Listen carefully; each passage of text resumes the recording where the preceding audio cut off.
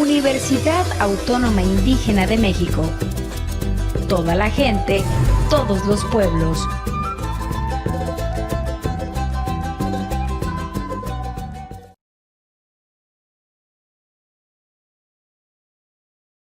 Muy buenas noches, mis estimados estudiantes. Un gusto enorme poder compartir con ustedes, reiterándoles la invitación de lo que ha sido durante toda esta actividad académica, pedirles por favor que activen su cámara y que a partir de eso pues podamos generar toda una interacción directa, ¿no? Es muy interesante todo esto que está ocurriendo. Comentarles que voy a intentar darle un poco más de volumen. Sí, perfecto, tengo todo muy bien. Comentarle un poco, el día de ayer estuve todavía revisando algunos trabajos de ustedes. Estuve viendo la invitación, y esto lo hago de manera muy atenta, es para que todas aquellas compañeras que tuvieron como observación el ampliar un poco más sus marcos teóricos, ojalá que en esta última tarea lo puedan hacer, porque va a ser muy importante. Vamos a trabajar con dos lecturas muy interesantes que hacen alusión a la educación inclusiva. La intención es dejar en claro como los parámetros teóricos de lo que representa la educación inclusiva per se, ¿no? Y que a partir de todo esto ustedes vayan dándose cuenta que la educación inclusiva va más allá de las personas que tienen algunas limitaciones físicas. La educación inclusiva, aparte de algo que platicaba ayer con un grupo de estudiantes de una licenciatura en educación parvularia, y era el hecho de decirles que qué tan inclusiva era la percepción social de sus hogares, cuando a veces ni sus propios maridos las consideran para el horario de trabajo, ¿no? O sea, saben que tienen clase y muchas no pueden incorporarse a clases si no dejan la comida hecha. Entonces empezamos y platicábamos de eso, o sea, empezábamos a darnos cuenta hasta dónde el tema de la inclusión parte, porque nos volvemos que en casa de herrero cuchillo de palo. Y esa es la realidad, o sea, esa es la realidad que vamos a tener que enfrentar, esos son los contextos con los que ustedes, mis estimadas académicas, van a tener que enfrentarse día tras día en cada uno de los diversos escenarios educativos. Niños que no han comido, niños que vienen de hogares abusadores donde el alcohol predomina 24/7, mamás que no estudiaron porque quedaron embarazadas muy rápido y se volvieron prisioneras de estar condenadas a ser amas de casa, y por eso se tienen que volver aguantadoras de todo, ¿no? ¿Y cómo enfrentamos esta adversidad? Precisamente la educación inclusiva trae ese mensaje esperanzador, libertador, en donde usted, mi estimada, como buena mujer mexicana, tiene que romper paradigmas. En primera, no me diga que usted se quiere si usted es la primera que permite que cualquier patán le falte el respeto. Desde ahí ya tenemos la premisa de qué tan inclusivos somos. ¿Hasta dónde permitimos que alguien lacere o vulnere mis derechos como persona? ¿Hasta dónde yo permito que cualquier mequetrefe me agreda, me insulte, vulnere mi condición de ser biopsicosocial? La educación inclusiva va más allá de considerar a las personas que no pueden ver, que no pueden hablar, que no pueden oír, que le falta una mano, que le falta un pie, que no pueden caminar, etcétera, etcétera, etcétera. Educación inclusiva es una percepción. La inclusividad es democratizar los escenarios sociales en los que se da la educación misma. Imagínense ustedes, lo platicábamos en alguna ocasión, que qué interesante era que muchas colegas académicas, muchas compañeras estudiantes, crecieron en hogares con sus hermanos y sus papás, su mamá, solo a usted le pedía que lavara los platos. O sea, parecía que los otros patanes no tenían manos para hacer las cosas. Entonces, ¿a dónde empieza la primera cuna socializadora que permite estas vulnerabilidades que hacen que la educación pierda ese contexto democrático en el hogar? Entonces, yo sí les voy a pedir mucho, pero mucho énfasis a que esta última tarea me amplíe esos marcos teóricos. No quiero 3, 4 líneas, quiero conocer qué tan profunda es su capacidad de pensar. Y quiero conocer qué tanto usted puede profundizar en los abordajes de estas tareas. Esta es licenciatura, no es prepa. Por favor, entiéndame que voy a ser muy exigente porque quiero formar lo mejor de lo mejor. Me decían ayer, profe, usted se mira muy serio. De hecho, creíamos que tenía... Yo estaba miedosa, me dijo alguien, porque pensé que iba a reprobar. Pero ahora que hemos terminado su asignatura, me queda con un buen sabor de boca. Bendito sea Dios. Porque en la medida que yo les exija, vean cómo es el círculo de la educación inclusiva. Si yo me vuelvo un mal profesor y dejo pasar todo, quiero pensar que muchas de ustedes no van a adquirir el conocimiento significativo que tanto persigue el alcance de las competencias que propone Jacques Delors allá por el 99, con lo conceptual, procedimental y actitudinal, y nos volvemos malos profesores, y como malos profesores transmitimos mala educación con nuestros estudiantes. Bueno, preparémonos entonces y sin más preámbulos, vámonos a la clase del día de hoy que hemos preparado para el cierre de este marco teórico. Sin más preámbulos, me indican por favor si observan mi presentación en pantalla. Sí, profe. Muchísimas gracias, mis estimadas señoritas. Y sin más que nos sumergimos a este interesante proceso formativo. La agenda pedagógica nos permite explorar conocimientos, introducir metodologías, desarrollar los componentes teóricos de esta clase. Recordarles que si tienen alguna pregunta, por favor, formúlenla. Puede y tiene todo el derecho de interrumpirme, precisamente por eso es una clase, porque es un espacio de interacción de ideas. Tiene que haber una retroalimentación de mi parte, lo cual me conlleva a fundamentar esos puntos débiles que usted no logra capturar en la explicación de la clase, ¿no? Y por último, el cierre. La idea central de esta última clase, y lo voy a decir de manera muy enfática, es tratar de darles a ustedes algunas herramientas para el fortalecimiento de su capacidad crítica y reflexiva, sobre cómo se puede fomentar un enriquecimiento del vínculo entre la familia de los niños y niñas con discapacidades que asisten a escuelas comunes y el personal docente o el personal directivo de estas instituciones. De tal manera que sean las acciones de la comunidad educativa y de la comunidad docente las que borren estos obstáculos que no permiten la inclusión en el aula. Para materializar esta idea que propongo al inicio de la clase, creo que es importante considerar en primer lugar la cuestión de cuáles han sido los mitos y creencias en torno a los estudiantes con discapacidad. Trasladémonos a los años 50, vayámonos a cómo eran las escuelas públicas en México en aquellos años. Mi estimada, a ver, vamos a tratar de... Laura Montoya, ¿cómo cree usted que eran las escuelas en los años 50? En los años 50, pues era una escuela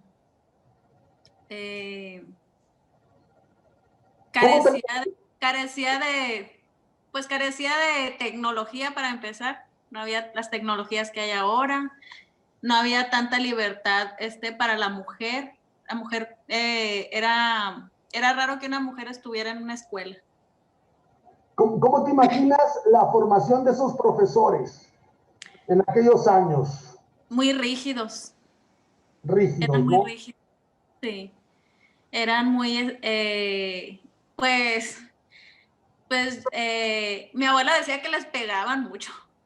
Mis abuelos decían que la mamá, o sea, si la mamá iba, o sea, si el maestro le llegaba a dar una mala nota o algo de alguno de ellos, de mis abuelos, les iba como en feria, ¿no? O sea, aparte de que en la escuela les daban una buena reprimenda, en casa también. Eran muy estrictos. Era de mucho macheteo. No era tanto análisis, era más como que se lo tenían que machetear, aprender de memoria. Lo que sí me gustaba mucho, bueno, que me gusta a mí que ellos aprendieron, es aprendieron a escribir cursivo, Muy cosa bien. pues que ahorita no, pues no hay, no sé por qué lo quitaron, pero es muy bonito. La educación de los años 50, Laura, nos refería a que no teníamos herramientas para diagnosticar cuáles eran las necesidades de la educación inclusiva. Por lo tanto, si llegaba un niño en un pueblo rural, imaginémonos en Los Mochis, que alguien me pueda decir el Profe, nombre. Adelante. pues ahorita me viene a la mente, no, pues antes los niños con discapacidad, que era lo que más se veía, síndrome de Down, pues no eran aceptados en las escuelas. Entonces, ¿qué pasaba, Melina? Pasaba que, te repito, dime el nombre de alguna de las comunidades más rurales que pueda haber en Los Mochis, Sinaloa.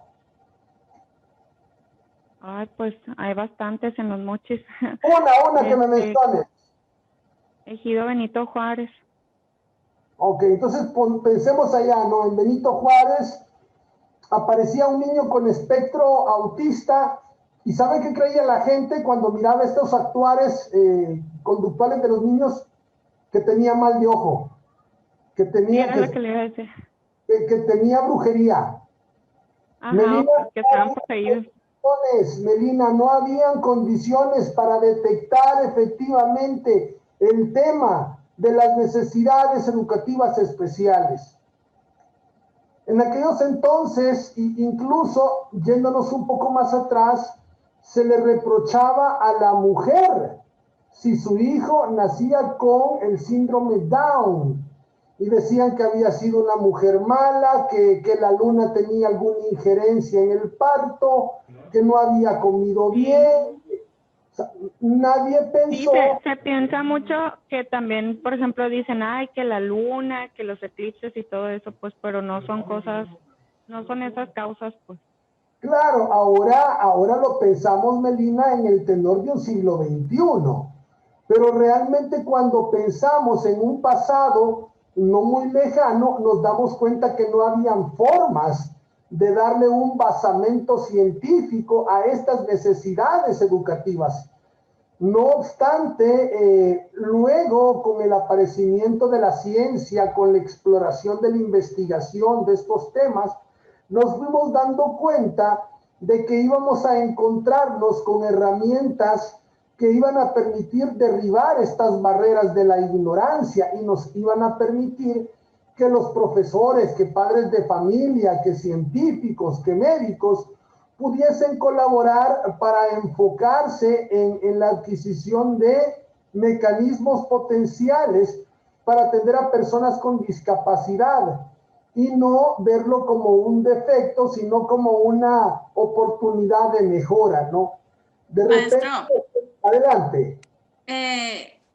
de hecho, uno de mis tíos, él pues vivió en los años, pues en los 60, ¿no? Un poquito más, 10 años más de la época de los 50 y él, bueno, mi abuela intentó de que él tuviera, pues que tuviera educación, nunca lo aceptaron, él se quedó así, él tenía problemas de aprendizaje, de lento aprendizaje.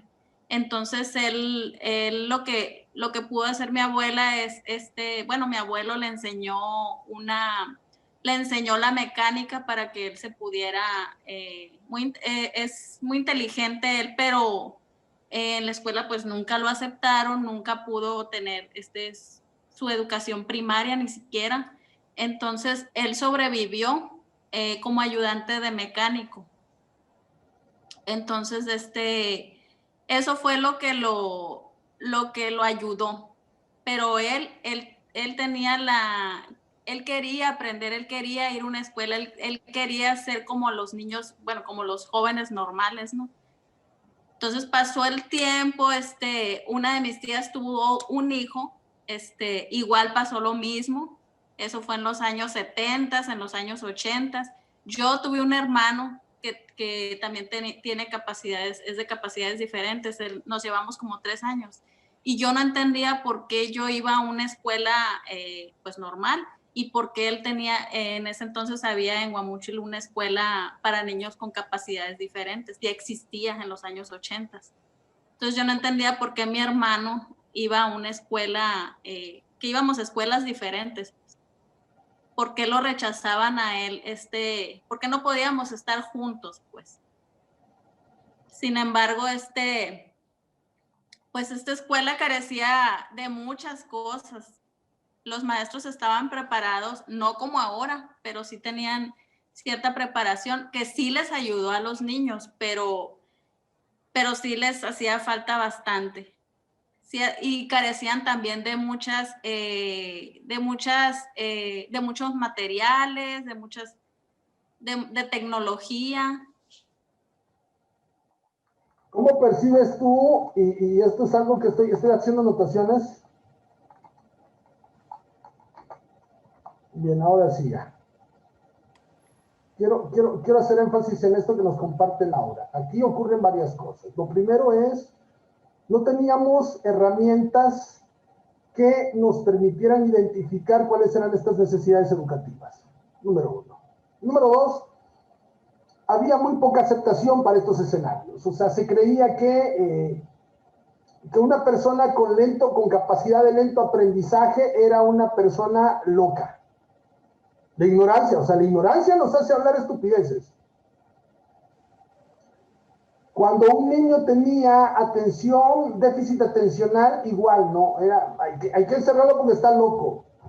Entonces, nunca lográbamos encontrar que una perspectiva de educación inclusiva precisamente partía de la construcción de prácticas que nos llevaran a entender cómo se deben de tratar a estas personas. Miren, ha sido todo como un reto el que los seres humanos nos vayamos aceptando tal como somos. De repente a mí me cuesta mucho el tema y lo digo porque es mi manera de pensar, no tiene nada que ver una cosa con otra, es el tema de los tatuajes. Yo respeto mucho el tema de los tatuajes, pero yo el tema es que yo no comparto que alguien me vaya a picar y me deje una cosa que después yo no me la pueda quitar. O sea, yo un día soñé que me había hecho un tatuaje y me desperté llorando porque yo en mi sueño lloraba que me lo quería quitar. O sea, yo no comparto la idea de hacerme algo que me quede para siempre. O sea, no sé, me da como terror eso.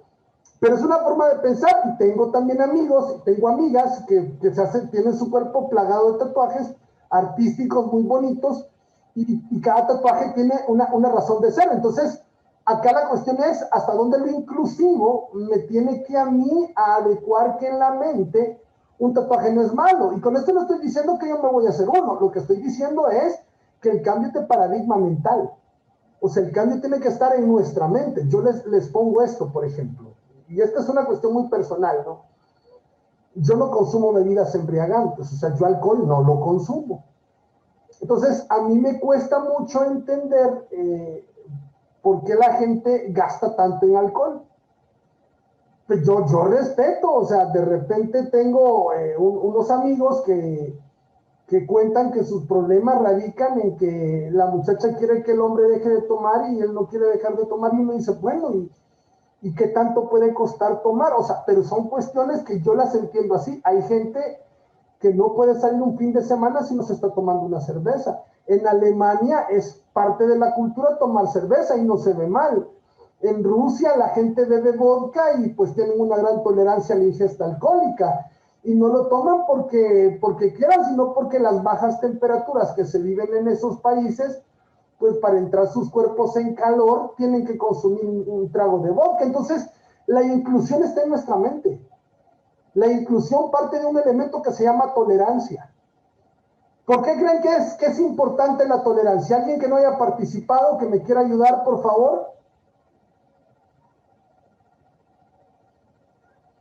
Solamente una, no se amontonen, por favor.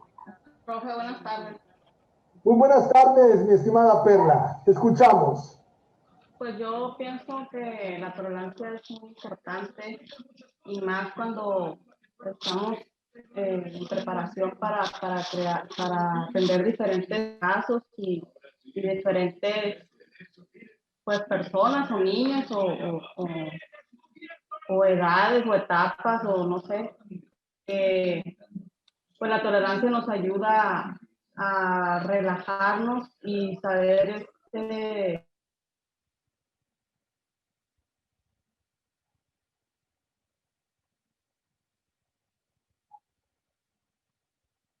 Te perdimos, Perla. Parece ser que se trabó, ¿no? escuela. Ah, sí, ya te recuperamos, ya te recuperamos. Nos decías. Pues eso, que la tolerancia es muy importante ¿Saben qué es lo que ocurre? para poder atender a los niños más. Yo, Mirta, profesor. Adelante, adelante, Mirta. Yo creo que la tolerancia es el respeto a las formas de pensar de los demás. Es como decía esta frase que dice, el respeto al derecho ajeno es la conservación. El respeto al derecho ajeno es la paz. Si dijeran ahí alguna idea popular, es el respeto a la, a la conservación de los dientes. ¿Vino? Y yo creo que pues la tolerancia es eso, respetar la forma de pensar, actuar de los demás, porque es algo así como la sociabilización, para que haya una buena sociabilización positiva y en paz o tranquila, es eso, debemos de respetar nuestras ideas. El elemento principal de la tolerancia radica en la aceptación de que no todos son iguales a mí. Y cuando yo tengo claro eso, yo puedo entender que cerca de 77 millones de niños y niñas se encuentran fuera de la escuela. Al menos de esos 77 millones, 32 millones tienen algún tipo de discapacidad. Solamente el 35% de niños con discapacidad, argumenta Banco Mundial, complementan una educación primaria, lo que nos contaba Laura. Pues la gente que tiene necesidades educativas especiales le cuesta acceder a una escuela entre comillas normal.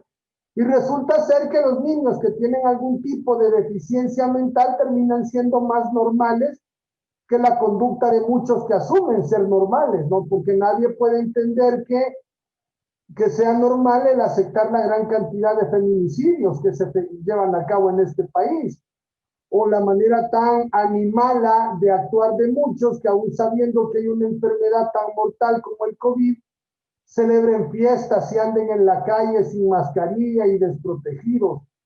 Y a veces esas son las cosas que a uno lo ponen a pensar que qué tan inclusivos somos, cuando vimos ahora en el periódico, el Informador, no, el Informador fue, o el Heraldo, nos decía ahora en la mañana que una persona iba caminando por la calle, una perrita le salió al camino, le ladró, el hombre sacó su arma, le disparó y siguió caminando y nadie dijo nada.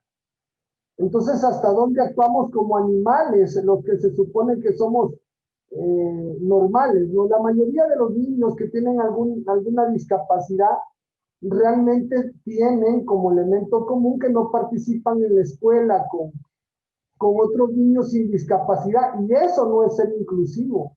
Y es que en muchas ocasiones los mismos médicos dicen que cuando un niño tiene el síndrome Down, lo mejor es que él conviva con otros niños de su edad, y que esa es la mejor medicina, y termina siendo cierto. Y bueno, y ahí nosotros vemos los excluidos de la educación, que no solamente es gente con necesidades.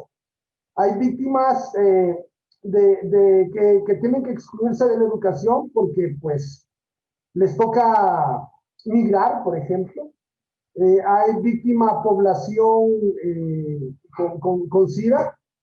Hay víctimas que son marginadas por su religión, por sus preferencias sexuales, por su lengua, Mirta Luz, hasta por una condición de indígena. O sea, parece increíble que presumamos tanto en México de tanta comunidad indígena que existe, y pues a la hora de darles espacio en el contexto de educación superior, pues cómo están de reducidas las oportunidades. O sea, esa es una de las cosas que nosotros tenemos que ir viendo, ¿no? El tema de la pobreza también nos hace volver excluyente la educación, y usted me dirá, ¿por qué? Bueno, la respuesta es sencilla, porque ahora que las clases son en línea, ¿Cuántos niños se han quedado afuera de la escuela porque no tienen una computadora ni internet en sus casas?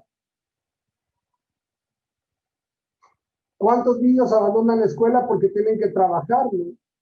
Entonces, cuando vemos todo esto, nos damos cuenta que son muchos los elementos que vuelven excluyente al acto educativo. Y es que la realidad es que la invisibilidad de los niños con discapacidad nos lleva a entender que muchos de ellos no tienen un registro al nacer, no tienen un acta de nacimiento, ¿no? Son niños que en muchas ocasiones no son contados en los censos, son víctimas de estigmas, las familias a veces se avergüenzan porque tienen ese tipo de sintomatología sus hijos, porque son, tienen el espectro de Down, porque tienen algún retardo mental, y por eso quedan fuera de la escuela y terminan por no ser atendidos por un sistema educativo. ¿Por qué? Porque existe un grupo de profesores que dicen que yo no sé cómo enseñarle, y tiene razón, porque precisamente no le prepararon para esa adversidad. Y al final... Incluso las instituciones, ¿no, profe? También, María Dolores, o sea, las mismas instituciones, es lo que yo planteaba, que me tocó un día ver como una universidad se jactaba de ser incluyente, pero programó una clase en un tercer piso, en un aula, en un edificio donde no hay ascensor, y se le olvidó que había un estudiante que usaba silla de ruedas. Porque aquí hay una escuela especial para niños, pero la verdad no tiene la capacidad para atender, pues sí, nada más tienen cierta cantidad y dejan fuera, pues, demasiados, ya sea porque está chica o los maestros no pueden controlar tanta cantidad de niños, no sé, se me hace que hace falta más, pues, ayuda económica o no sé, que le pongan más atención a eso, un centro más grande.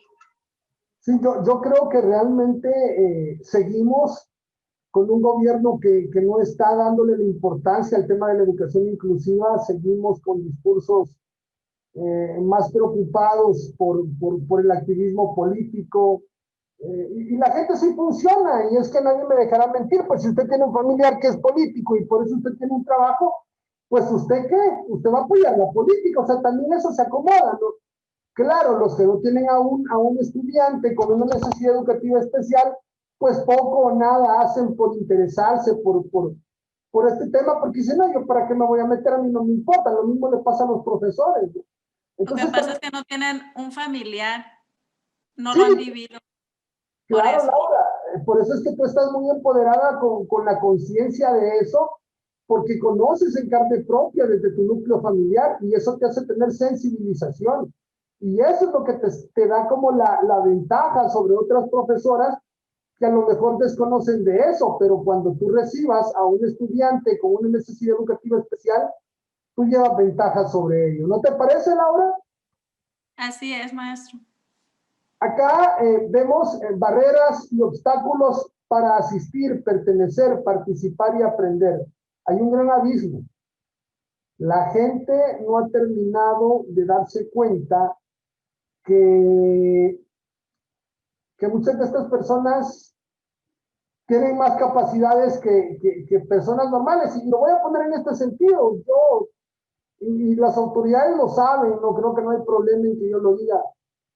Yo personalmente veo que muchas solo ponen pretextos, no están en la clase, me entregan a veces malas tareas, pero si yo me pusiera a exigir como una clase presencial, les juro que yo fuera el malo del cuento.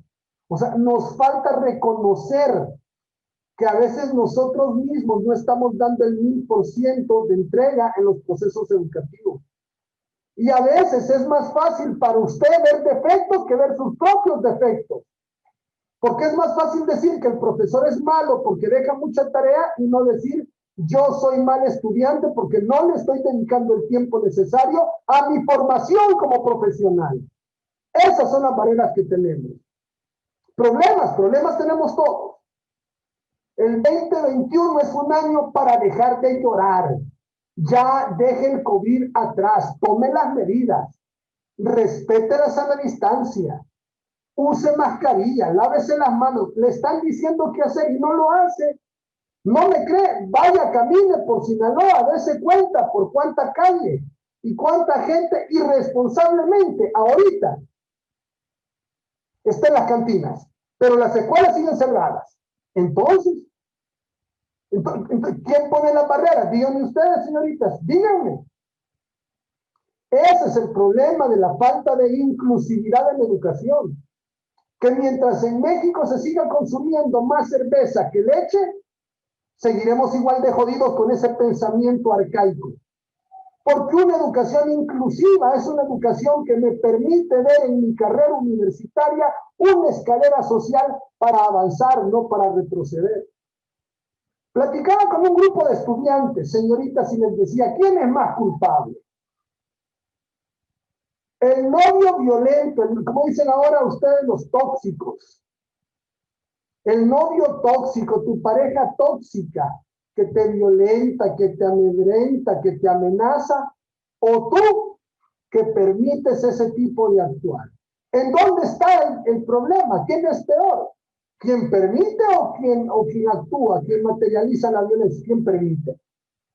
O sea, cuando nosotros nos damos cuenta de que el participar y el pertenecer a un constructo social parte por respetarle los derechos humanos a las personas que tienen alguna limitante para ir a la escuela, nos permite reconocer que hay políticas, hay elementos culturales y hay malas prácticas que siguen siendo excluyentes para una gran cantidad de población que demanda ingresar a las escuelas para poder recibir la atención que el derecho constitucional en la Carta Magna Mexicana le emana, al decir todos tienen derecho a una educación. Y cuando decimos todos, Mirta Luz, estamos hablando de todos. Y eso incluye indígenas, incluye ciegos, incluye sordomudos. El problema no son ellos, el problema es que los que no tenemos estas necesidades especiales somos los que ponemos las trabas. ¿Qué piensan al respecto? Escucho sus intervenciones, sobre todo aquellas estudiantes que no están participando. Adelante, Mirta Luz, adelante, participa. Pues yo reflexionaba un poquito sobre las lecturas, decía yo, bueno, entonces digo, no es discapacidad, sino son capacidades diferentes, porque si, por ejemplo, yo, no puedo ver bien, pero mis fortalezas, las otras fortalezas como el sentido del olfato, el sentido del escuchar, el tacto, las puedo desarrollar o me dan las oportunidades para desarrollarlas. Entonces yo voy a ser, no voy a ser excluida, sino voy a ser parte de la inclusión. No me van a encasillar y no me van a clasificar como la persona discapacitada. Entonces sí hay los elementos, las políticas, la ideología de las demás personas, las familias, la sociedad y las prácticas que se lleven a cabo. Entonces yo como persona con capacidades diferentes voy a poder voy a ser parte de la inclusión. Entonces yo considero que todas tienen que estar de la mano, la familia, los niños, los alumnos, yo, el poder fortalecer mis oportunidades. Entonces yo creo que todo tiene que ser uno solo. Ese sería Mira, interesante, Mirta, porque yo, por ejemplo, recuerdo que en la primera clase, por ejemplo, yo les decía, señoritas, necesito que el trabajo me lo entreguen con letra Arial, que me lo entreguen con justificado el texto, con interlineado 1.5, o sea, todo bien bonito. Y de repente reviso trabajos y no lo hacen. Entonces digo, ¿qué pasa? O sea, o no me doy a entender, o sea, ¿en dónde está el error? ¿O no queremos hacer las cosas bien? Por ejemplo, vi un trabajo que era cortado y pegado, pero pues dije, lo voy a calificar, no hay problema. Pero eso lo estoy viviendo con estudiantes aspirantes a ser profesoras. Y ahí es donde yo me cuestiono mucho. Entonces, ¿qué pasa con la calidad de la educación, Mirta? ¿Qué pasa si la persona que se supone que no tiene ninguna necesidad educativa diferente no hace las cosas que se le piden Entonces, ¿en dónde está el error? ¿En dónde fallamos los profesores? ¿Qué pasa? ¿Por qué no estamos haciendo como debemos de hacer las cosas? Y es que ahí entra el tema de políticas, de patrones culturales, de prácticas. Y por ahí me decía alguien, es que no tengo tiempo. Bueno, pero pues, entonces, ¿por qué se mete a estudiar? Y empezar el análisis de decir, necesitamos pensar para adelante. Yo me pongo en este plano, ya basta de poner pretextos, tenemos que echarle ganas, el tiempo está muy difícil. Miren, usted vea las escuelas y las escuelas están llenas de niños que quieren hacer lo que ellos quieren. Los profesores estamos perdiendo la autoridad, muy pocos padres siguen respaldando al profesor. Si los niños sacan mala nota, los padres argumentan que somos nosotros los malos profesores y que sus hijos nos caen gordos. Pero ningún padre de familia acepta y dice que mi hijo es un huevón, no trabaja. Solo pasa en el mendigo celular o en el juego de video. ¿Por qué no dicen eso los padres de familia? ¿Por qué siempre el profesor tiene que terminar asumiendo culpas de un flagelo de mal aprendizaje que no es culpa de uno? Si al final mi trabajo se circunscribe a la casa, no, se circunscribe a la escuela. Y si el estudiante en la escuela no estudia, ¿y yo qué culpa tengo de eso? O sea, ¿hasta dónde la falta de accesibilidad a un sistema educativo también parte por un tema de malos padres y malas madres de familia? Perdónenme. Profesor, y yo creo que también esta es una realidad que ahora pienso, ¿no? Que los padres, esta situación así como ha perjudicado de COVID, pues también ha venido a beneficiar, porque yo creo que quiero pensar o pienso que la mayoría de los padres de familia se están dando cuenta realmente a veces cuál es el problema del niño, porque ahora tú lo estás atendiendo, tú estás trabajando con él y te estás dando cuenta que a lo mejor el niño no pone atención, que a lo mejor el niño no realiza las tareas, o sea, y como dice usted, pues anteriormente cuando iban a la escuela, pues todo le echaban la culpa al maestro, ¿no? Como que o no trabaja o no hace bien las cosas o que le cae gordo o algo así, pero yo creo que ahora es momento de que ellos puedan como que valorar y aceptar realmente quién está fallando, si realmente es el padre de familia o es el profesor. Fíjate, María Guadalupe, que coincido tanto con tu manera de pensar y te voy a justificar el por qué tú y yo estamos pensando de la misma manera. Me ocurrió ahora. Estaba brindando una asesoría de tesis a un estudiante de maestría y me decía, ¿le parece a usted, profesor, si los sábados podemos llevar a cabo las reuniones? Y le dije, no, los sábados y los domingos son mi día de descanso. Te puedo atender de este día en horas de clase, no te puedo atender más. Y es que con el COVID, el tema es que ahora atendemos a los estudiantes por grupos de WhatsApp, por mensajes, por llamadas, 11, 12 de la noche. Me pasó con un estudiante de la Universidad Autónoma Indígena de México que a las 2 de la mañana me estaba mandando un mensaje y yo dije, pues, y era una señorita, entonces sí se me hizo como, dije, no, pues, está como medio fuerte el asunto porque ya perdimos la percepción de eso. Y yo le decía al estudiante, ahora, te puedo atender, pero te voy a atender con estas reglas porque esto lo estoy haciendo de gratis, no me están pagando. Entonces traté de integrar al estudiante a un sistema en donde debo de tener control de lo que hago y eso le va a pasar a usted.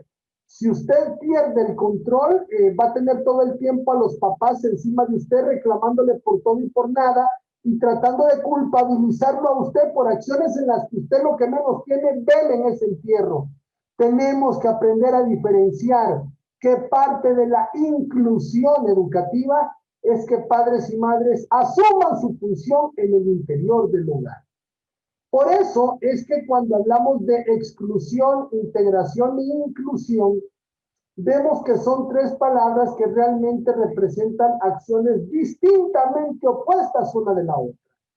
¿Por qué? Porque cuando hablamos de educación inclusiva, no es una estrategia para encajar personas en los sistemas y estructuras sociales, no, para nada. O sea, yo no puedo curar a alguien con espectro autista, lo que puedo hacer es mejorar sus habilidades sociales. ¿Cómo enseñarle a leer, escribir, a distinguir los colores? Por eso es que pensamos que educación inclusiva es transformar precisamente esos sistemas inclusivos y esas estructuras inclusivas para la mejora de todos de manera pluralista. La inclusión, ¿qué es lo que busca? Bueno, lo que busca es la presencia, la participación y el éxito de todos los estudiantes. ¿De qué manera? Bueno, adelante, María Guadalupe. Es esa imagen que nos mostró, igual ya la había visto en otra, venían las palabras, pero venían otros dibujitos. Y yo desde un principio, cuando iniciamos la materia y estuve leyendo varios conceptos de lo que era inclusión educativa, porque quería empaparme más, sí tenía la idea, pero quería saber más, y en algunos yo leía que era integración. Entonces, cuando yo empiezo a ver imágenes y veo la palabra diferente y que veo más integración, ya lo entendí. Bueno, integración es como si metieras un niño con alguna discapacidad al aula, pero es como si lo dejaras sacar un rinconcito encerrado y no interactúa con los demás. Y fue algo de lo que ahorita ya pues en la materia lo aprendí y comprendí que no era lo mismo inclusión y integración. Fue algo de lo principal que he aprendido en esta clase, porque yo estaba como que en duda, entonces decía yo, bueno, entonces sí es integración o no es integración, pero sí es importante esa imagen, ya la había visto con personitas con discapacidad, otros dibujitos, y me pareció interesante porque a veces tendemos a confundir esos conceptos, el comprender en cómo tratar y cómo incluir, cómo es exclusión. Y sabes qué, repito nuevamente, María Guadalupe, la inclusión educativa parte por el reconocimiento de que nosotros como seres biopsicosociales valemos. O sea, yo te ponía el ejemplo, o sea, de quién era la culpa, de la mujer que permite el maltrato o del que la maltrata. O sea, de quién es la culpa. Y hay una culpa dividida y compartida. Entonces tú dices, ¿y esto qué tiene que ver con el tema de la educación inclusiva? Precisamente quien no hace valer el reconocimiento pleno de su condición humana, no está consciente de lo que vale y por lo tanto ocurren este tipo de falencias. Por lo tanto, tenemos que decir que una educación inclusiva no solo es hablar de discapacidades. Acá vamos a hablar de que existe una necesidad permanente de ser atendidos por especialistas, por terapeutas, porque acá hay un punto en donde la escuela promociona el aprendizaje académico, y sí es cierto, pero aquí también hay que reconocer que un mal aprendizaje académico es el que tiene como base fundamental un mal aprendizaje social en el hogar. Porque un estudiante que es un mal hijo, que es un malcriado, que es un patán, que es un repugnante, que no escucha a sus padres, que no sigue indicaciones, ¿qué tipo de estudiante puedo esperar yo en la escuela? O sea, analícenlo, por favor. ¿Por qué cuando nosotros mandamos a hablarle a nuestros estudiantes a las reuniones de escuelas de padres, por qué siempre son los padres de los estudiantes con mejores notas los que llegan? ¿Por qué? Porque hay un desinterés pleno en el hogar por estos estudiantes malos que no logran encontrarle el gusto, el sabor delicioso de lo que es aprender matemática, geografía, química. Es que el aprendizaje es básico. Por eso es que nosotros vemos modelos de educación. Cuando yo no me voy a detener a hablar de un modelo de educación tradicional, yo quiero hablar de un modelo de educación inclusivo, el que esté centrado en el aula, el que consulta con los demás, el trabajo cooperativo, la colaboración, en donde el aula ha identificadas necesidades, en donde el maestro retoma estrategias para mejorar cada día, ¿no? Aulas que responden y son flexibles. Este es un modelo de aula flexible, señoritas. Usted puede participar cuando quiere. Usted analiza. Y es que eso para mí es importante, ¿no? El que esté... Adelante, Laura. En una de las preguntas que venían ahí de la tarea, venía una pregunta muy importante que habla sobre las emociones. O sea, una escuela inclusiva, pues, cómo está o sea, cómo debe de estar formada. Y una de las cosas más importantes que yo siento que debe de tener una aula inclusiva es cómo se llevan a cabo las emociones de esos niños que tienen diferentes, pues diferentes discapacidades, ¿no? Porque una forma de que un niño se sienta incluido es la parte más importante para mí, es cómo se siente emocionalmente, para que ese niño pueda aprender al ritmo que la maestra o el maestro se le dé. Pero lo más importante yo pienso que es cómo se siente emocionalmente. O sea, aceptado, ¿no? Tanto bueno, principalmente por sus compañeros, ¿no? Entonces, yo lo que yo veo, Laura, y es algo que lo reitero de manera muy, muy profunda, es el hecho de que hay elementos que deberían de incorporarse a los sistemas educativos para que la educación inclusiva sea exitosa. Debe de haber política, debe de haber buen liderazgo, deben de haber equipos de apoyo, deben de haber estrategias de enseñanza para abordar las necesidades diversas, deben de entenderse que las familias son socios. Y esto lo vemos en función de algo que es muy importante manifestarle, y es que hay ventajas en la escuela inclusiva. Reconocemos el valor de la diversidad, hay planes de estudio diseñados en base a las necesidades propias de los estudiantes, hay un principio de aprendizaje cooperativo, hay un apoyo natural para los estudiantes con discapacidad por parte de... Profesor, buenas noches. Hola, buenas noches, Vicente. Ahorita que comentaba sobre la familia, es cierto, porque ahí donde yo trabajo hay un niño que tiene Asperger, está en segundo, y hay otro niño que está en primero. La mamá del niño de segundo es una mamá que te apoya, que te ayuda a reforzar con el niño, y el niño va avanzando muy bien. Al contrario del niño de primero, que es una mamá pues que todavía a lo mejor no, pues digamos que no le cae el 20 de la situación de su hijo, ¿no? Y es muy aprensiva con él. Entonces es cierto, porque a veces por más que uno le haga acá en la escuela, si no tiene uno el apoyo de la familia o no les brindan ese espacio de armonía o ese espacio de apoyo, pues los niños no se sienten capaces de realizar las actividades, porque incluso los compañeritos de él lo juntan y lo incluyen, porque se les va enseñando que pues también él es parte del grupo. Incluso todo el colegio es una escuela pequeña y la escuela lo acogió de sobremanera, porque él es un niño muy sociable que de repente anda ahí por todos los salones saludando a todos los niños, y él es parte de la comunidad, y todos los niños lo recibieron muy, muy bien, porque se les enseñó a no verlo de manera diferente. Es que yo creo que ahí tiene que ver mucho el trabajo de la escuela como institución, ¿no?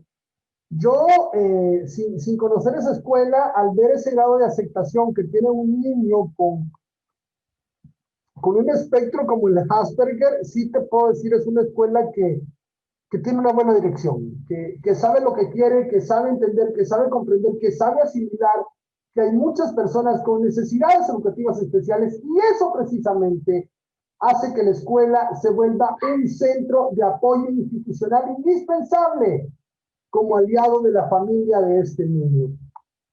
Hay que mostrar una actitud, un compromiso, una aceptación de la comunidad. Mira esto, dice, aceptación de la comunidad. Profesores debemos de someternos a más capacitaciones, a reajustar nuestra manera de enseñar. Repito por tercera vez, trabajo en equipo, el trabajo colaborativo, no somos islas, tenemos que aprender a trabajar en conjunto. El respeto por la diversidad, encontrar fortalezas y no dificultades. Tenemos que ver en la individualidad de las personas y las familias el potencial de creatividad que pueden tener estos niños. Cuando nosotros hemos descubierto estas cosas, encontramos estudiantes con valores, estudiantes con confianza, con seguridad en sí mismos, y que a pesar de que ellos tienen necesidades educativas, terminan aportando a la solución de los problemas que ellos mismos tienen que enfrentar. Esto es importante porque al final nos vamos a dar cuenta que las familias terminan siendo compañeras de ruta en el camino hacia la educación inclusiva de estos niños y niñas. Por lo tanto, aquí hay que entender que no es fácil transformar el hecho educativo en un hecho inclusivo. No basta solo con matricularlos en la escuela. Hay que entender que las instituciones necesitan, por ejemplo, una persona en silla de ruedas, un servicio sanitario especial, pupitres especiales. O sea, no solamente es el tema de decir, está en la escuela, ya lo matriculamos, ya, somos una escuela inclusiva por eso. No, no, no. Hay que entender que el aprendizaje requiere constancia, perseverancia, permanencia, creatividad, amor y confianza. Cuando nosotros como profesores estamos conscientes de este último punto, creo que podemos considerarnos profesores inclusivos. Pero, le repito, a veces en el contexto formativo de la pedagogía mexicana nos hace falta mucho en relación con otras naciones. Por ejemplo, en Estados Unidos, parece increíble, pero niños con necesidades educativas especiales tienen hasta servicio de autobús, imagínense. O sea, servicio de alimentación en las escuelas. Y usted me dirá, ay, profe, lo que pasa es que ellos son Estados Unidos. Mentiras, aquí gastamos dinero en otras tonterías. Acá le invertimos a estadios de béisbol que no necesitan, mientras un montón de escuelas se están cayendo por su mala infraestructura. ¿Y eso por qué no lo decimos? ¿O por qué no decimos que gobiernos anteriores gastaban en sus cosas fiestas, mientras que las unidades de la Cruz Verde y la Cruz Roja no tienen medicamentos? En el Seguro Social, las enfermeras se contagian de COVID porque no les dan las mascarillas. Y cuando una enfermera salió y denunció, la expulsan, la despiden de su trabajo. ¿Ustedes creen que esa es una perspectiva inclusiva? Eso no es inclusivo. O sea, yo llegué a conocer de casos en las noticias en donde de repente una persona había sido violada y en la estación de policía le decían, pero ¿por qué te pones minifalda? ¿Qué chingado tiene que ver la minifalda con una violación de un enfermo? O sea, entiendan, el problema es que no son las personas con las necesidades educativas el problema, sino que son las supuestas personas normales las que verdaderamente son el cáncer podrido de la sociedad. Y es que yo lo sigo diciendo, y pues yo sigo siendo como muy romántico en el tema de mejorar, ¿no?, la sociedad, pero pues muchos de nosotros seguimos hemos leído más rumores y más idioteces en Facebook que un capítulo completo de la Biblia, en donde tenemos una moraleja o una enseñanza. O sea, muchos de nosotros dejamos cargando el celular, pero pues se nos olvida darle gracias a Dios por un nuevo día. Parece ser que la sociedad se está pudriendo y lo malo se transforma en bueno y lo bueno en malo. Y ahora hay que aceptar todo, pues, y todo nos ofende y todo nos incomoda. Y eso no es ser inclusivo. Eso es ser derrotista en función que la educación tiene que seguir adelante. Pero también tenemos que entender que el tema de las políticas públicas en el tema educativo, pues de nada sirve que estemos hablando de todos estos temas si no se le sigue invirtiendo a la educación lo que se le debe de invertir. O sea, así de claro. Así de claro. Y para ello, pues, vemos, ¿no?, gente que sigue siendo víctima de prejuicios, no hay participación activa de estos niños en las escuelas, no hay condiciones de transporte para ellos, no hay apoyo para los maestros sombra, no tenemos metas claras, no tenemos indicadores, no tenemos estadísticas actuales, nos importan más las encuestas de quién va a votar por quién y no reconocer cuántos niños con necesidades educativas tiene el sistema educativo mexicano. seguimos evaluando a niños con lento aprendizaje de la misma forma que evaluamos a un niño normal y nos damos cuenta que no es la forma correcta de construir un proceso educativo para estos niños. La realidad es que el diagnóstico para identificar estas necesidades educativas especiales les precede. Las familias, como siempre he dicho, no siempre pueden pagar los apoyos a las escuelas que las escuelas demandan. La expectativa sobre si van a aprender o no es baja. O sea, ¿para qué voy a mandar a mi hijo con síndrome de Down a la escuela si no va a aprender? Así que ese tamaño es la ignorancia de muchos padres que no confían y de repente resulta ser que un niño con Asperger es un genio para las matemáticas y usted que no tiene Asperger pues sigue sin aprenderse la tabla del 9, ¿no? Así de mensos estamos en algunos contextos. Que no se trabaja sobre retos, esto es cierto, que no trabajamos sobre logros, sino que solo vamos adecuando a lo que va ocurriendo, ¿no? Al final, la escuela pensamos que nos hace un favor, pero que la responsabilidad es nuestra. Imagínense hasta dónde llega en estos grados de mediocridad por no darle el valor idóneo a lo que representa el tema de la educación inclusiva en el tejido social mexicano. Cuando nos dicen que nuestro hijo es diferente, bueno, pues debemos de buscar apoyo, información, pedir apoyo a los especialistas, a terapeutas. Tratemos de aprender de todo para que los estudiantes salgan adelante, ¿no? Tratemos de buscar desarrollar adecuaciones, modificaciones creativas y flexibles para que estos niños aprendan. Si usted identifica que un niño con espectro autismo le encantan los carritos, ¿por qué no presentarle dibujos de carritos para enseñarle los números, por ejemplo? O sea, la creatividad del docente. Y por último, pues bueno, reconocer que es importante que la educación de estos niños permite construir la base de su futuro. Recuerden, la familia sigue siendo el recurso más importante de estos niños. Por eso es que ustedes van a ver todo este devenir de Profe. Adelante, adelante, María Dolores. Pero fíjese que a pesar de la actualidad en la que estamos, hay profesores que no sé si no quieren batallar o no quieren buscar, como dice usted, opciones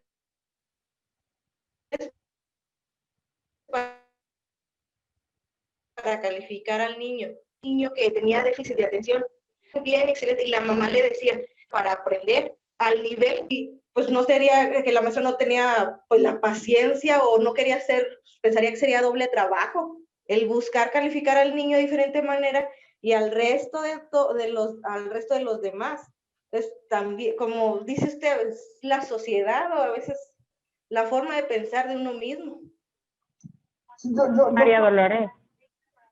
Sí, María Dolores, adelante. Que ahí el docente no quiso a lo mejor adaptarse pues al niño, adecuar las actividades para evaluar al niño, pues más que nada a veces es por flojera, pues el maestro, como quien dice, trabajaría doble al tener algún alumno con discapacidad en el aula de una escuela regular.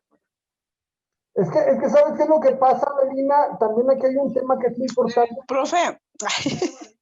Adelante. Pues es que también a veces lo que sucede es que si nos vamos a las escuelas públicas y los salones están saturados, un solo maestro con 40 niños, y a veces pues no, el profesor no puede pues detenerse o ya olvidémonos de un niño con alguna discapacidad, ya hablemos de cualquier niño que trae rezago educativo.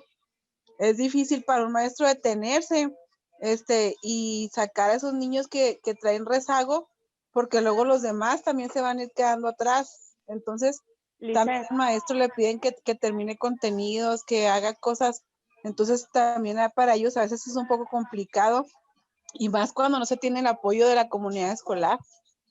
Pues Lo que pasa es lo que veíamos la clase anterior, pues que el gobierno no ha destinado los recursos suficientes para las escuelas. Por ejemplo, cuando yo inscribí a mi niña al kinder, ya hay una serie de kinder, de primaria, de secundaria, que se supone que van a atender a cierta cantidad de alumnos con discapacidad, pues, porque ahí mismo le arroja el sistema en la preinscripción en línea, le arroja qué escuelas y qué planteles se supone que están adecuados para los niños con discapacidad y que cierto número de población cuenten, los tengan en ese kinder, pues, por ejemplo, en el caso de mi niña. Pero lo que pasa también es como lo que mencionaba ahorita, que los padres se tienen que hacer cargo, por ejemplo, de un maestro sombra que esté atendiendo a los niños exclusivamente y todo eso. ¿Por qué? Porque el jardín, que bien pudiera gestionar apoyos para que tengan un maestro sombra sin que la familia se vea afectada económicamente, no lo hacen. Le comento esto porque cuando tuve a la niña, a la mayor, la tuve en el kinder, había una niña que tenía andadera. No recuerdo qué enfermedad tenía, pero usaba andadera. Entonces el mismo kinder, la misma sociedad de padres de familia, hicieron la gestión de una cancha especial, pero el gobierno no lo dio. Entonces lo que hicimos como asociación de padres de familia fue reunir el dinero para que esa cancha se llevara a cabo, pues, y ya estuviera el jardín equipado para la condición de la niña, pues, si la niña se caía o algo, ya no sufría tan fuerte una caída, pues. También está, así como dicen ustedes, la sociedad también debe de adaptarse y ser más conscientes para adecuar los espacios para los niños. Si el gobierno no te lo da, pero la sociedad puede hacerlo.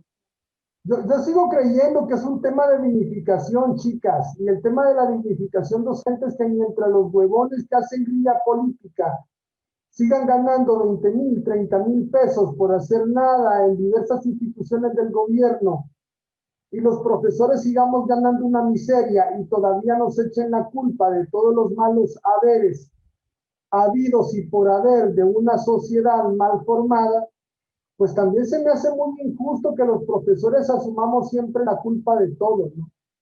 O sea, ¿por qué no decimos acá que hay un montón de delincuentes en la calle porque hay abogados corruptos que los sacan? ¿Por qué no decimos que hay un montón de violadores porque hubo jueces que se prestaron a recibir sobornos para que estos violadores con dinero no paguen sus culpas en la cárcel? ¿Por qué es que hay un desorden social? Bueno, un desorden social hay cuando no hay una buena autoridad. Y si el primero que hace corrupción es el policía, entonces, ¿qué puedo esperar yo del delincuente? Si el policía que está presto para cuidarme es el delincuente, entonces uno empieza a darse cuenta que también tiene que ver con una cuestión de dignificación social. El profesor es tan importante como un médico, perdónenme. O sea, aquí todo, es que el doctor, y parece que es una verdad, no me frieguen, o sea, digo, y los profesores, ¿acaso no tenemos también una importancia en la formación de las sociedades mismas? No sé, me emociono, pero porque quiero mucho mi carrera y por eso es que defiendo yo esto, ¿no? Profe, ese es el problema, que también hay muchos maestros que no tienen vocación. Ahí viene mucho, ahí radica mucha parte, porque por ejemplo, un maestro con vocación, si no tiene los recursos, si no tiene ¿cómo se dice? Las herramientas, las busca. Un maestro que no tiene vocación, ¿por qué me voy a adecuar a ese niño? ¿Por qué voy a batallar? O sea, busca no batallar. Como estaba diciendo mi compañera, no sé quién fue, que por flojera. O sea, tener que adaptar mis actividades a un niño. Muchos piensan así, porque una vez leí que en México, perdón, en México la carrera para ser profesores nosotros es una que toman a segundo lugar, a tercer lugar. Por ejemplo, yo voy a estudiar mi carrera y si no puedo hacer eso, estudio otras cositas y me vuelvo maestro. Y ahí no hay vocación. Mientras que hay otros que sí, ¿saben qué? Yo quiero ser maestro, quiero educar a los niños, quiero enseñarlos, quiero ser parte de una nueva formación o algo así. Pero hay otros maestros que simplemente no tienen vocación y dicen, ay no, ¿por qué batallo? ¿Por qué voy a estar batallando? Le digo porque yo lo he visto con aspirantes a maestras. Yo estuve en CONAFE un tiempo y tengo compañeras que están estudiando en UPES. Entonces, según ellas, quieren ser maestras de primaria, preescolar, y yo no les veo vocación, porque teníamos, por ejemplo, en mi salón, habíamos 2 maestras para 20 y algo niños, 22 niños teníamos. Entonces, Había un niño que tenía problemas, el niño era como muy hiperactivo, muy inquieto, se enojaba y mordía, pateaba mesas, o sea, hacía un desastre. Y yo lo que hacía, yo iba con el niño, a mí me gusta mucho ayudar a los niños, entonces yo iba con el niño y yo estoy ahí con él tranquilo. Estoy yo con él, mira, corazón, esto, y tratando de distraerlo. ¿Qué le gustaban los bomberos? Por ejemplo, quiere ser bombero. Por ese lado le buscaba yo trabajar con él. En sus trabajos le hacía cositas de bombero y cositas así. Y él se distraía, mientras que mi otra compañera no. De hecho, el niño no era mío, era de la compañera. Pero mi compañera llegaba al punto en que decía, ay, no puedo, no puedo. O sea, y esa no es la actitud, porque más adelante cuando ella esté enfrente de un aula como una profesora, ya graduada, titulada y de todo, ¿cómo va a responder a las necesidades de unos niños que realmente lo necesitan? O sea, entiendo, si por parte del gobierno hay problemas, por parte de la sociedad, los mismos padres de familia que a los niños, perdónenme la palabra, pero a veces los quieren hacer inútiles a los niños. Decirles, tú no puedes hacer esto, tú no puedes hacer lo otro. Entonces lo que pasa es que desde ahí empieza. Y aparte que llegue a la escuela y el profesor te diga, ay, no, no quiero batallar con él. O ay, no, es más fácil, como decían las compañeras, calificarlos igual, profe. O sea, está por todos lados. Mira, te voy a comentar algo y se los voy a decir de manera muy clara, ¿no? O sea, a mí me ha tocado en mi época de profesor, yo soy profesor universitario desde que tengo 19 años de edad, ya tengo bastante tiempo trabajando como profe. Y para mí es hasta vergonzoso que hay universidades que con tal de no perder su matrícula, nos dicen de manera indirecta, no nos lo dicen de manera directa porque pecado fuera, pero hay que tolerar a un montón de estudiantes huevonas que no trabajan, que no quieren hacer las cosas, que con tal de que la universidad siga recibiendo la mensualidad de ellas, hay que seguir aguantándolas. Y uno dice, por eso es que hay tan mal profesor. Yo te doy la palabra, Mirta, solo termino mi opinión porque ya vi que levantaste la mano, pero es precisamente eso, lo que tú, Norma, estás diciendo es verdad. O sea, para ser médico hay que hacer exámenes de admisión para entrar a la escuela de medicina, pero para entrar a profesor cualquier patán vulgar que no tiene la más mínima intención de ser profesor entra, ¿no? Se gradúa y por eso vemos la mala formación de profesores en el interior de las escuelas. Y esto es algo muy, muy cierto. Muchas gracias por tu aporte. Mirta, te escuchamos. Profesor, yo quería opinar de que en la materia pasada vimos mucho sobre esto. Y yo estoy de acuerdo con eso del sistema, bueno, no estoy de acuerdo con eso, pero sí sobre esa teoría del sistema opresor. Es que yo creo que nosotros nos han educado para ser conformistas, para ser parte del capitalismo, pero para ser la mano de obra del capitalismo. O sea, no nos han motivado a hacerlo, por ejemplo, en un negocio, no nos han motivado a ser el dueño del negocio, nos han motivado para ser el empleado del negocio. Y yo creo que es así en todos los mexicanos, así es nuestra educación, ¿por qué decir, por qué conformarnos con el mismo, la élite política, por ejemplo? Yo veo que siempre son los mismos, pasan de diputados, pasan a senadores, de senadores ya estuvieron el tiempo, pasan a diputados. Les digo yo, ¿por qué conformarnos? ¿Por qué siempre votar por los mismos, siempre la misma gente? Pasan de gobernadores a presidentes de la República y así se la llevan. Entonces yo creo que toda esta situación y varios problemas sociales han surgido bajo esto de que hasta ahorita lo que comentaba sobre lo que está pasando con lo de los maestros, con esta ideología del conformismo, ay, para que al cabo yo ya cobro mi quincena, aprendió o no aprendió, yo voy a cobrar el 15, ya sea que mi alumno haya aprendido o no haya aprendido. Entonces yo creo que surge de todo esto de que nos han enseñado a eso, a oprimirnos, a pisotearnos. Profe. Adelante, Melina, gracias. Adelante. Lo que decía Mirta es verdad. El sábado pasado empezamos un curso de la universidad, es de emprendimiento, y nos pasaron un video de un mexicano que habla pues que los mexicanos sí somos, o sea, lo dice a sus palabras, pero somos pegones, pues. Lo que tenemos es que somos conformistas, pues. No explotamos nuestro potencial. Al ratito se los voy a pasar a mis compañeras. Lo pasó el profe que está dando las conferencias y es verdad, es lo que dice Mirta, pues nos conformamos de decir, pues ya cobro yo el 15 y ya. O sea, solamente con eso, pues, no vamos más allá y decimos, vamos a explotar ese potencial que yo tengo y a lo mejor, como decía el profe, atrevernos a emprender, pues entonces lo mismo pasa también con los maestros, pues. ¿Sabes qué es lo que pasa? Que estamos en una cultura de miedo, en donde todo nos da miedo, en donde somos cobardes, en donde el mismo sistema nos va comiendo y por eso es que somos lo que somos y a veces no nos damos cuenta del gran potencial que tenemos hasta que alguien nos despierta, ¿no? Yo creo mucho en eso.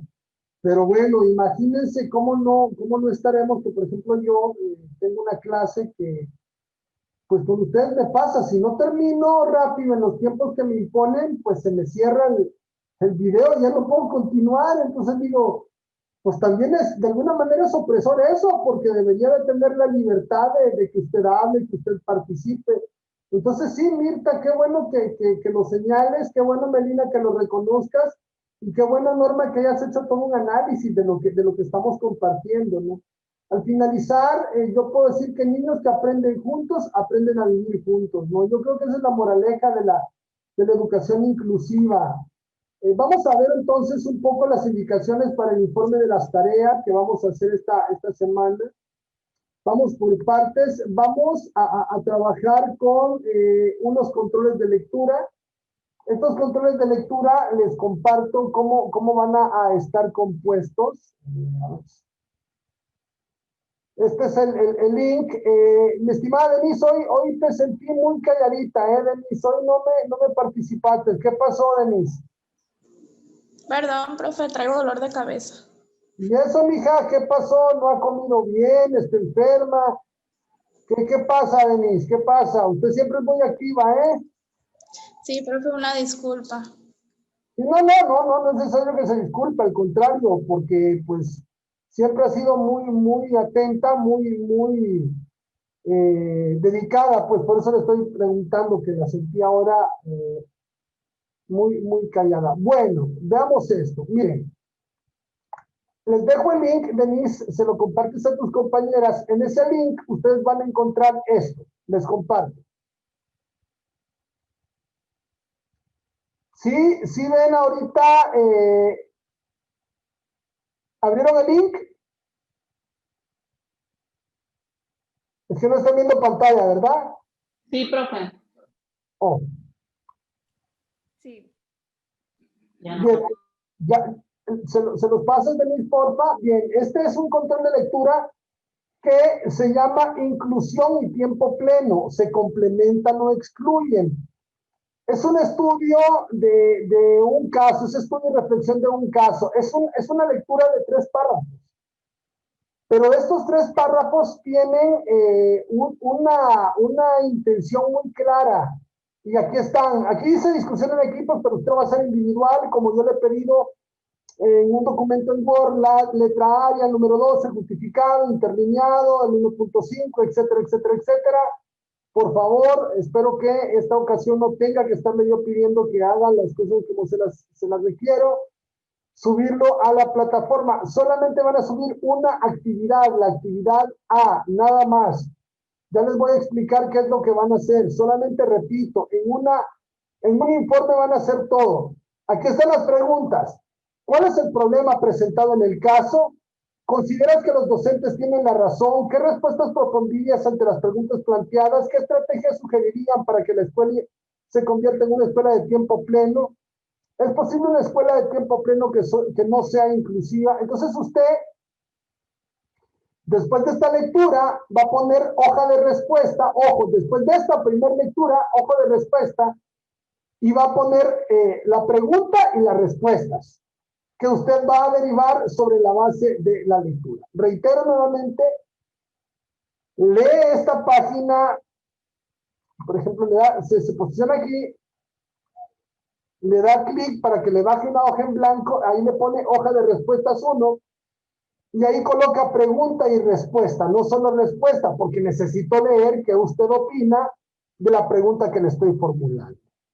Cuando ya termine la hoja de respuesta 1, le voy a dar un consejo. No me ponga 3 líneas, porque estas respuestas son para que estudiantes de licenciatura se explayen, profundicen analicen, piensen, pongan ejemplos, citen. Es el momento para que usted enriquezca, ¿no?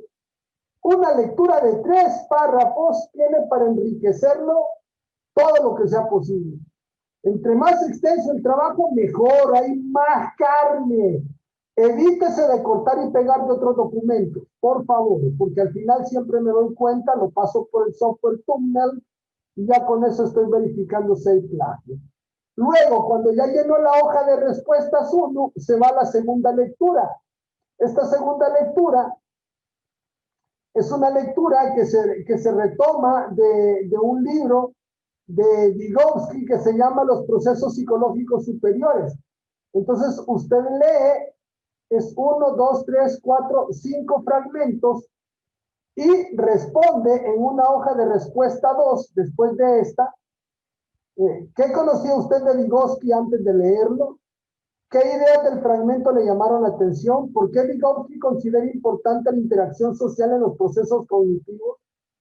¿Cómo entiende el proceso individual en el que una operación externa es reconstruida por una persona de forma interna?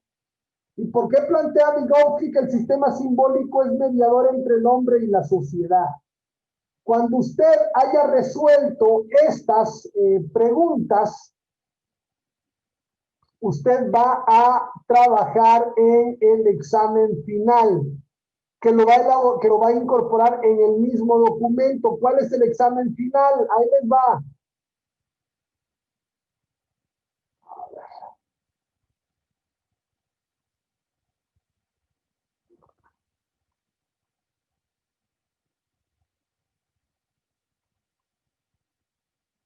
El examen final es este.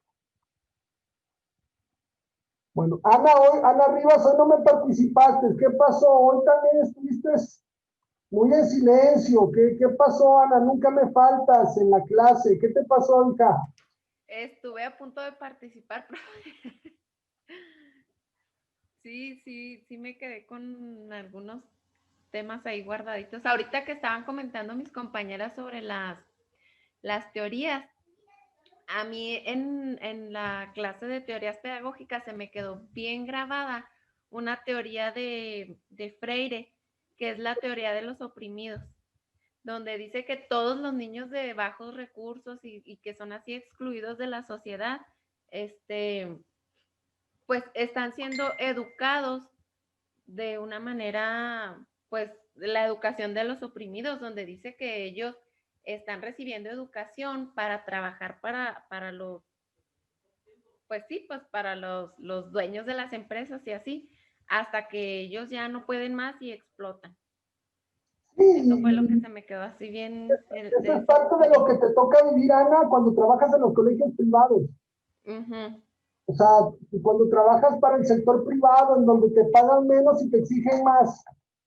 O sea, eso es muy cierto, lastimosamente, pero dices, pues sí, pues hay otro trabajo que haces, ¿no? Siempre la teoría del oprimido. Bueno, en virtud de ello, sí me gustaría que vean qué preguntas. Fíjense lo que le estoy diciendo. Me va a presentar en el trabajo, en el informe, ahí van las hojas de lectura, y quiero que las agregue.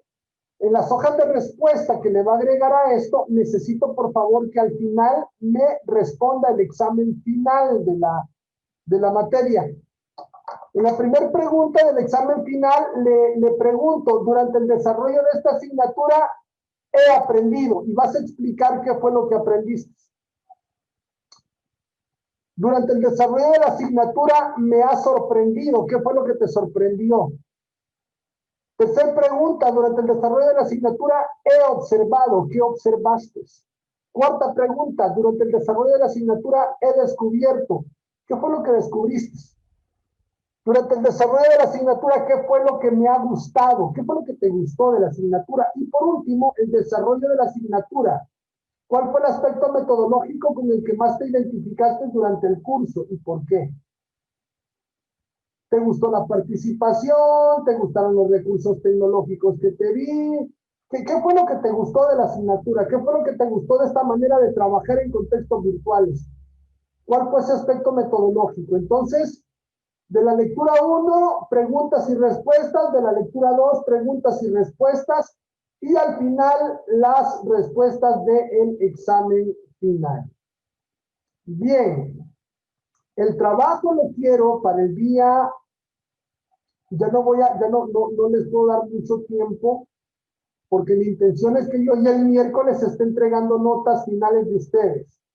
Entonces el trabajo lo quiero, por favor, un trabajo bonito, amplio, van a ocupar el fin de semana para trabajar, va a ser el día martes.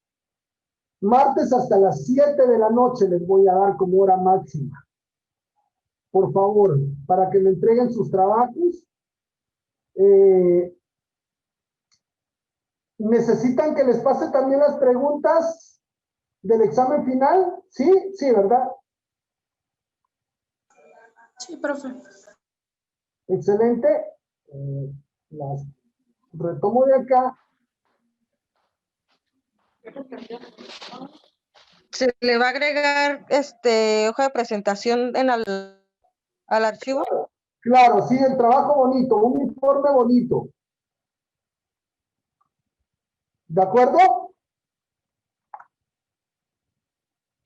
Profesor, el examen que nos había dejado para esta semana aún no lo califica. Fíjate que no lo califiqué porque la intención era que ustedes se calificaran, pero ¿cómo explicarte? A ver, déjame,